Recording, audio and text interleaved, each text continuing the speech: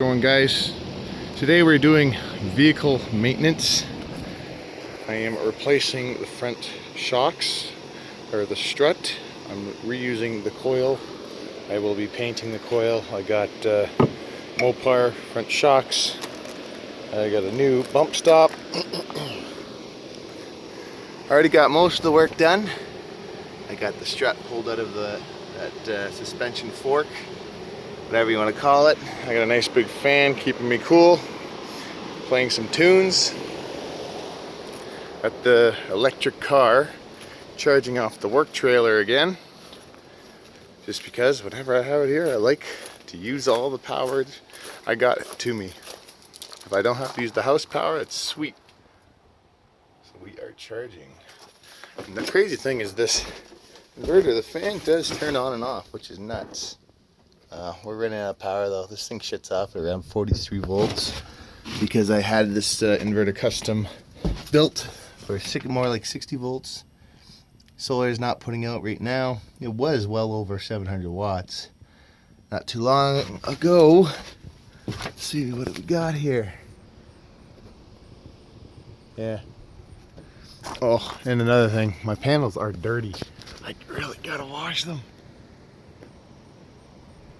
Anyways, oh, we got a fan that turned on, and we're climbing in power a little bit as the sun peeks out of the clouds. There we go. 200. Not doing too bad for some dirty panels. Anyways, thanks for watching, guys. Hope you enjoyed the video. Alright, got the strut out, and the part we're replacing is this piece, and it runs all the way through. The only thing we're using is the spring in the upper mount. It's a rubber bushing. With these guys, I got my spring compressors on. Just got to tighten them up before I release that spring so it doesn't explode too much. And hopefully it'll be compressed enough to put the new shock on. Started reinstalling the strut and bolting it in the top here. Did a really quick crappy paint job with truck bedline spray on the spring. Got a little bit on the shaft. I'm gonna have to take some Varsol or something with a toothbrush and wipe that off. And we are looking much better though.